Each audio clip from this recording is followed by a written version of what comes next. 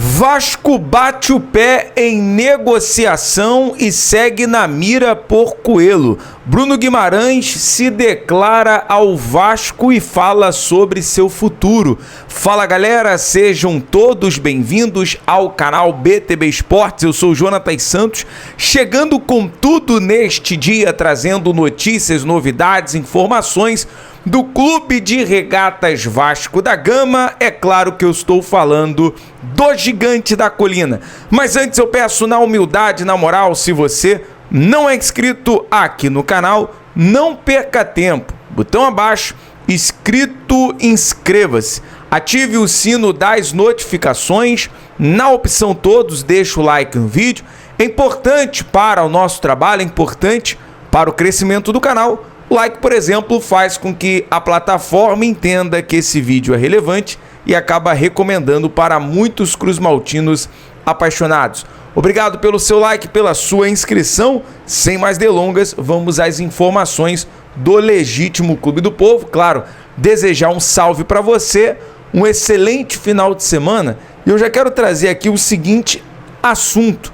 Hoje completa-se 24 anos de um dia histórico, a conquista da Copa Mercosul no ano 2000, com 3 gols de Romário, com um gol de Juninho Paulista, após o Vasco sair no primeiro tempo perdendo de 3-0 para o Palmeiras, consegue uma virada histórica e é muito bom lembrar dessa conquista, desse dia, né? Naquela semana, Joel Santana assumindo o clube das mãos de Oswaldo de Oliveira. Quero perguntar a você, torcedor cruzmaltino, já que a gente está falando aqui de comemoração, o que você lembra, você que viveu esse dia, estava fazendo naquele momento? Você lembra de onde você estava? E claro, o Vasco que precisa voltar ao protagonismo nas competições internacional, nas disputas de título. E aí, a Sul-Americana hoje é como se fosse a antiga Mercosul. A Mercosul dos anos 2000 tinha Libertadores e tinha Mercosul. O Vasco foi campeão da Mercosul. E agora, em 2025, tem a oportunidade de disputar a Sul-Americana, voltar ao cenário internacional, voltar a ser protagonista, buscar a conquista desse título.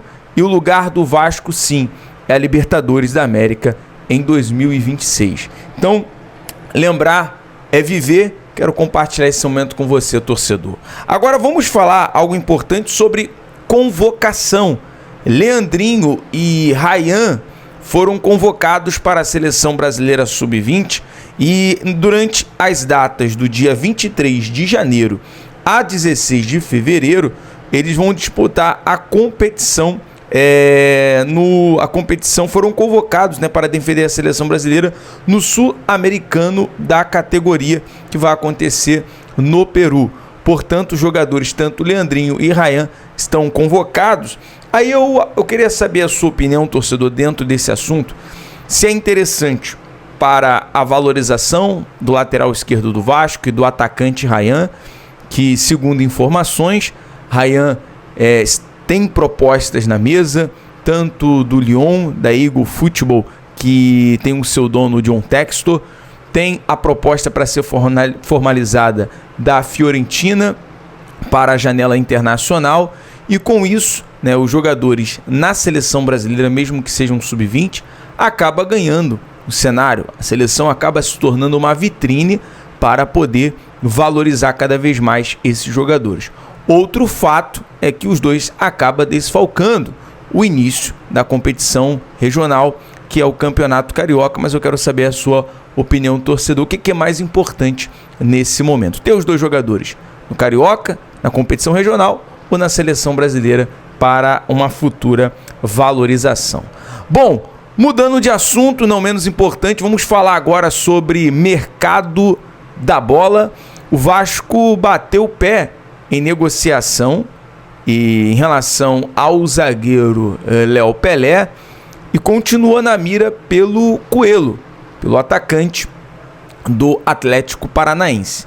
E um fato, né? Se a gente for parar para analisar, nesse momento, quem está no desespero por conta do atual cenário é o Atlético Paranaense, né? Que está ali para disputar a segunda divisão, da competição ano que vem, então vai precisar aí mexer as suas peças, mexer os seus jogadores. O Vasco bateu o pé e recusou as condições apresentadas na primeira proposta e avisou ao Atlético que só aceita vender o Léo com pagamento em dinheiro. Os clubes seguem em conversas. A diretoria vascaína não abre mão de receber dinheiro. A ideia é ao menos recuperar o que foi investido na contratação do Léo. O Vasco que comprou o Léo do São Paulo por cerca de 3 milhões de dólares, né? Na cotação atual da época, 16 milhões de reais. O Vasco entende que precisa fazer caixa até para conseguir recompor uma eventual saída do zagueiro que disputou 49 partidas este ano e que terminou a temporada como titular. E Léo tem contrato até dezembro de 2025. Então o Vasco quer utilizar o Léo possivelmente numa moeda de troca, mas quer o pagamento em dinheiro.